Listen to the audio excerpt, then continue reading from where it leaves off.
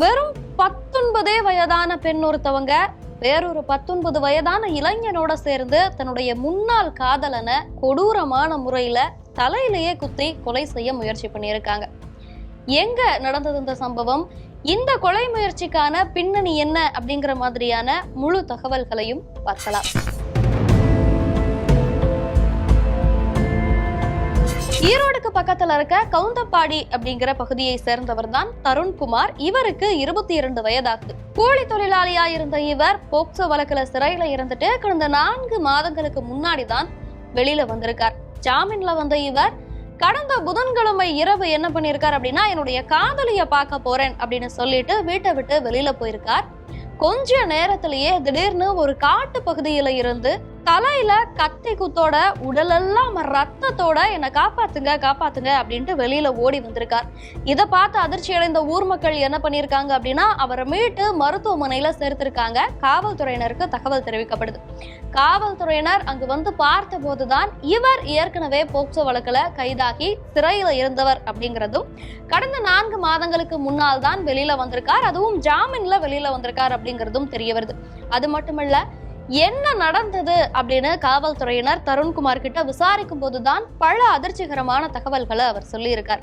என்னென்ன அப்படின்னா, இவரும் சுபஸ்ரீ அப்படிங்கிற ஒரு பெண்ணும் கடந்த 2022ஆம் ஆண்டு முதலே இன்ஸ்டாகிராம்ல பழகிட்டு வந்திருக்காங்க. நாளடைவுல அவங்களுடைய பழக்கம் காதலா மாறுது.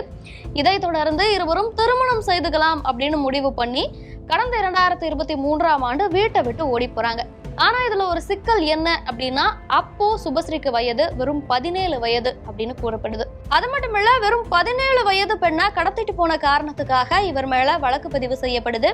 சுபஸ்ரீயுடைய அப்பா கொடுத்த கம்ப்ளைண்டின் பேர்ல வழக்கு பதிவு செய்யப்பட்டு ஊட்டியில இருந்த இவங்க 2 பேரையும், அதாவது சுபஸ்ரீ தருண் 2 பேரும் ஊட்டியில இருந்திருக்காங்க. அவங்க 2 பேரையும் காவல்துறையினர் கைது பண்றாங்க. சுபஸ்ரீய அவங்க அப்பாவோட அனுப்பி வச்சிடுறாங்க. தருண்குமார் மேல போக்சோ வழக்கு பதிவு செய்யப்பட்டு அவர் சிறையில் அடைக்கப்படுறார். இதைத் தொடர்ந்து 2024ஆம் ஆண்டு சுபஸ்ரீக்கு 18 வயது ஆன உடனேயே அவங்க குடும்பத்தார் அவருக்கு திருமணம் செய்து வைத்திடலாம் அப்படின்னு சொல்லிட்டு வரன் பாக்குறாங்க. திருமணமும் செய்து வைத்திடுறாங்க. இந்த நிலையில தான் கடந்த 4 மாதங்களுக்கு முன்னாடி தருண்குமார் ஜாமீன்ல வெளியில வரார். வெளியில வந்தவர் மீண்டும் சுபஸ்ரீ கூட பேச முயற்சிக்கிறார். தொடர்ந்து சுபஸ்ரீ கிட்ட பேசிட்டு இருக்கார். சுபஸ்ரீயும் தன்னுடைய முன்னாள் காதலனோட பேசிட்டு தான் இருக்காங்க. ஆனா என்ன சிக்கல் அப்படின்னா, தனக்கு திருமணம் ஆயிடுச்சு அப்படிங்கிற காரணத்தை சொல்லி இவர்கிட்ட பேசுறத குறைச்சிட்டு இருந்திருக்காங்க.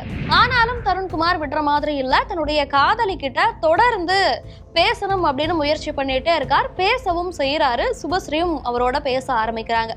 இந்த நிலையில தான் கடந்த புதன்கிழமை உங்ககிட்ட பேசணும், தனிமையில பேசணும், நீ வா அப்படின்னு சொல்லி ஒரு இடத்துக்கு கூப்பிடுறாங்க. அது ஒரு காட்டு பகுதி.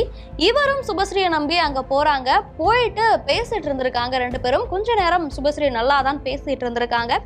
ஆனா திடீர்னு கத்தி எடுத்து அவருடைய தலையிலேயே குத்தி இருக்காங்க.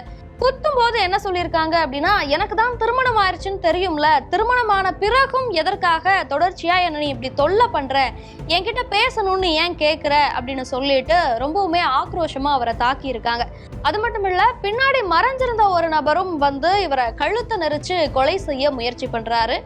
அதன் பிறகு இவர் திமிரு எழுந்து வந்ததுக்கு அப்புறம் சுபஸ்ரீ என்ன பண்றாங்க அப்படின்னா, இவர் தப்பிச்சு ஓடிடுவாரு அப்படிங்கிறதுக்காக பக்கத்துல இருந்த ஒரு கல் எடுத்து இவருடைய மண்டையிலேயே அடிக்கிறாங்க.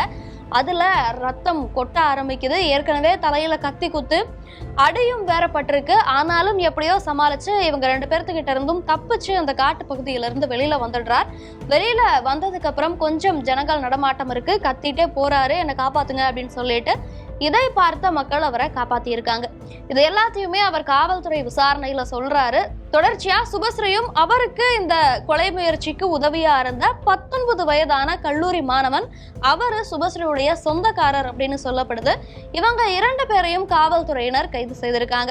தன்னுடைய முன்னாள் காதலன் தனக்காக போக்சோ வழக்குல கைதாகிட்டு இப்பதான் வெளியில வந்திருக்கார். ஆனா தன்னுடைய திருமணத்துக்கு அவர் தடையா இருப்பாரு, திருமணம் ஆயிருச்சு அப்படின்னு தெரிஞ்சும் தன்னோட உறவுல இருக்கணும் அப்படின்னு நினைக்கிறாரு அப்படிங்கிற காரணத்துக்காக கொலை முயற்சி செய்திருக்காங்க. இதை பத்தி நீங்க என்ன நினைக்கிறீங்க? இந்த வழக்கு குறித்தான உங்களுடைய கருத்துக்கள் என்ன அப்படிங்கிறத கமெண்ட்ல சொல்லுங்க.